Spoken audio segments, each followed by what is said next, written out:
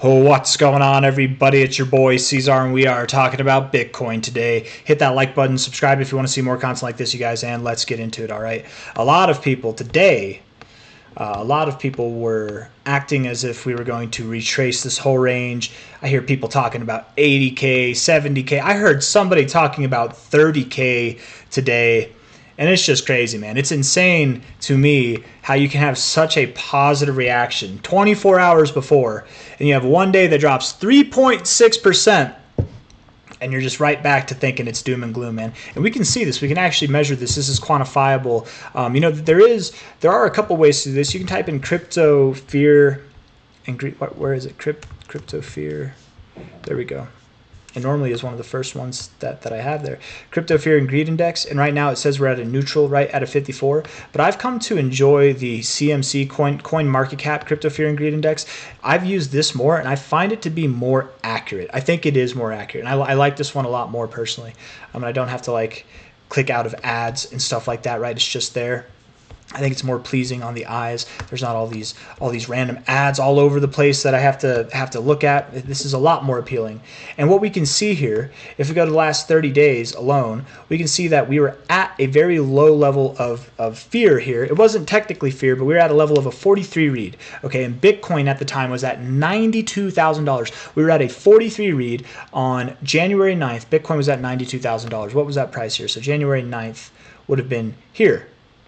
So, in other words, down here, that was when we were at a 43 in our fear, in our crypto fear and greed index, right? Here on this one, we're at a 54. If we wanted to go back a month, let's just see what we were at a month ago. We were at a 50 here instead of a 43. But still, you can see this time, even on this indicator, we've seen lower readings. On this indicator, the better one in my opinion, not only do we have lower readings here at a 39, but we have lower readings here at a 38 today. So we have lower readings in the fear and greed index today, but we have a higher low. And I would even argue a more positive reaction. I mean, debatable, I suppose, actually.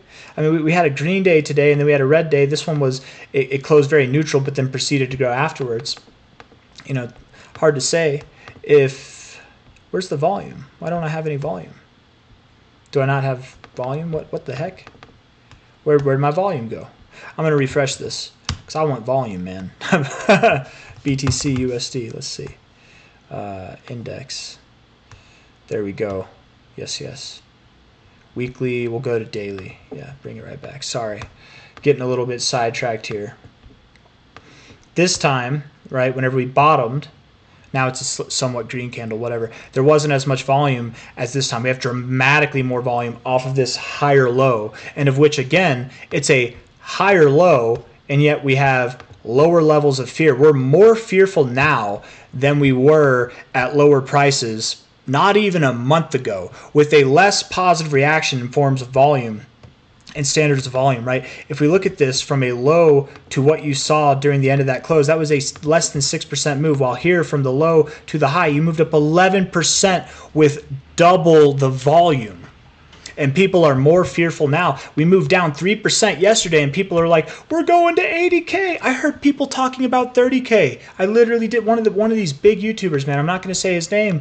Everybody's entitled to their own opinions, but he was saying that the whole plan is for Trump to bankrupt Michael Saylor. And maybe that's what it is. Maybe he's this maniacal guy that wants to screw and burn some guy that has a bunch of Bitcoin. Or maybe he's someone who wants to promote or allow an American-made company to be the best that it can be. I don't know. It seems like that's what he claims to be as a president, that he wants to benefit American businesses, not screw them over. But yeah, if Bitcoin were to go to 30K, if there was any way that he alone had control of that, and then MicroStrategy got screwed over, sure, I think that would make sense, but I don't think. Also, Donald Trump, whether you like him or not, guys, he's got an ego. I don't think he wants to be associated as a president that as soon as he got into office, Bitcoin dropped 70%. I think he wants to be the guy that once he got into office, Bitcoin erupted to the upside. That's and whether he wants it or not, the market's going to do whatever it wants in the first place. But if you're the type of person to believe in manipulation, talking about something like that, man, it doesn't make sense to me for the price to go down that low, especially with what we got. All I'm trying to say, nobody was talking about 30K or even 70K back here. except for maybe Arthur Hayes, right? But everybody seems to be on board with that now. I shouldn't say nobody. There are a couple people, but it's a lot more friendly now with this higher low, a lot more volume.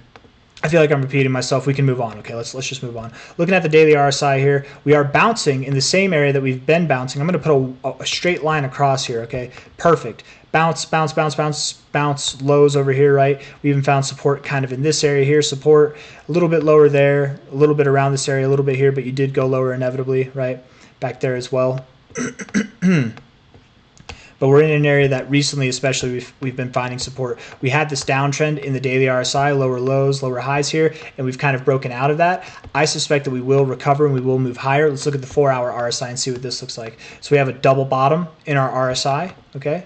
We're not looking the most productive, to be completely fair, but that can change. That can change really fast. All we have to do is grow from here. From a low to a high, we bounced at our 0.5, which a lot of cryptos have been bouncing at their 0.5 recently. If you've been watching the channel for the past week or two, you know that I've been saying that not day in and day out, but just whenever we notice it, which has basically been every single day. Various cryptos, Bitcoin included, find significance at their 0.5 recently for whatever reason. The fact that you found support there and you're now getting back above your 382, that is encouraging. If we can get above the 236, which is at about 99.8K, that would solidify that this is a higher low and that not only are we not going lower, but we're about to move up higher and break out of this range, right? As fearful as people are now, even though all we did was drop less than 4% yesterday, people are just so quick to be emotional, right? A lot of fear down here. People were so bullish right here. We're going to the moon. That was it. And now we're like, oh, we're going lower. You know, it's just, it's very, I'm getting whiplash, you know, just even talking about it. I'm sure all of you know what I'm talking about. You've probably seen it. I would assume that in a flash, as soon as we get up to this higher high, as soon as we break probably above about $106,000, everybody's going to be full bullish at that point, right? And it's going to be very obvious as to what happened, right? Donald Trump announced that we were going to have a crypto strategic reserve. The price went down. We had the most volume on a 4-hour basis that we've seen in a long time, the most volume on a daily basis that we've seen in a long time, other than this one here, which was inauguration day itself. It was kind of a sell-off day. And other than that, we hadn't had a lot of volume, right? Other than this spike, can I delete that stuff so it's not there? This spike and this spike, relative to this one here and just all of this, that's some of the most volume we saw, and it was at that low point. I'm assuming not just the United States government, but probably other governments, other entities took this as an opportunity to stack up some Bitcoin. You guys, we're in a totally different market now. It's a totally different set of environmental kind of circumstances that we're in now. The price will not drop below 70K. It won't drop below 80K. There's too much interest in it to buy, right? Everybody wants to buy it at lower prices. Nobody wants to buy it at these higher prices, but sooner or later something's going to give, and it's not going to be the floor. I think it's going to be the roof that gives. And we'll just see. You know, we'll see. We get back above, I would say 106K.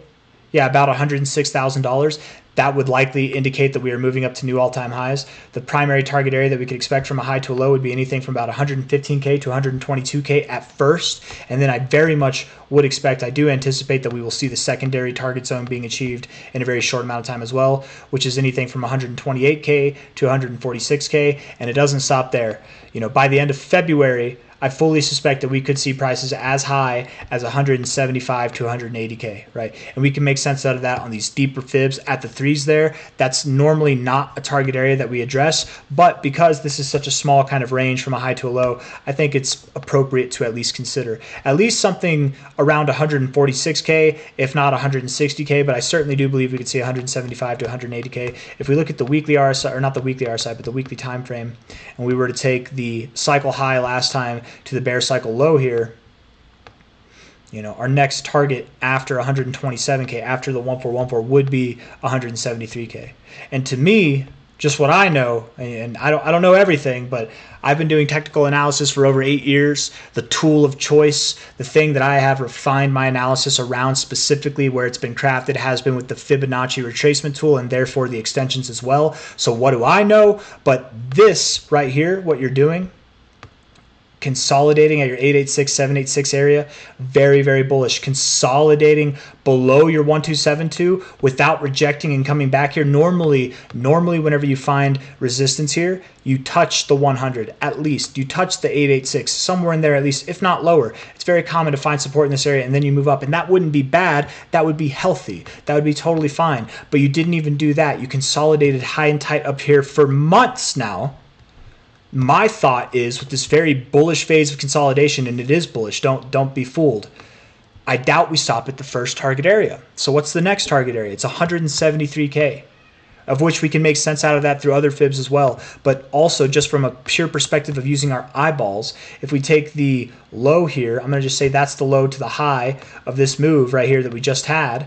If we apply it here, that move in itself, a replicated move, would take us up to 187K. You don't like that? You think that I'm choosing too low of a low? Okay, let's take it from this low then. We can put it to this low here. That takes us to about, that's a little bit lower than that low actually. Come on.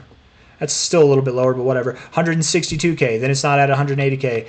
If you don't like that low, we can take this low. And it's, again, these are agreeing with other fib targets that we have as well, some of the lower ones, but it still agrees. They're 148K. And that's only if we see a replicated move based off of whatever area you're trying to cherry pick off of, right? Regardless, I expect that we will see targets that are well above 140K, if not above 160. I'm specifically expecting 175 to 180K, if not by the end of February, by the end of, I should say, the middle part of March. I think it's coming over the next 4 to 6 weeks, maybe even over the next 3 weeks. We're going to have a very eruptive move. Bitcoin can't move up like that in 3 weeks. Look at it moved up like that here in 3 weeks. What are you talking about? It moved up like this. I guess this time instead of 3 weeks, it took 1, 2, 3, 4 weeks predominantly, and then the 5th week, that's where it really started to roll over. But maybe between, let's say 4 to 6 weeks. 4 to 6 weeks. What would that put us? Time frame. If we're starting this week, 4 to 6 weeks from now. 4 weeks would actually be the very beginning of March. 6 weeks would be the middle of March. So perhaps it is the beginning, if not the middle of March, that we see these 170 to 180K targets. But I certainly do expect that February will close to the upside. I suspect that we will see new all-time highs, probably, if not by the end of this week, which is 4 days, 20 hours from now. If we don't see new all-time highs by the end of this week, we're going to see them next week. It's only a matter of time. It's coming now. I got nothing else for you guys. If you like the video, hit the like button. Subscribe if you want to see more comments like this or content like this. Thank you all for being here. Bye-bye.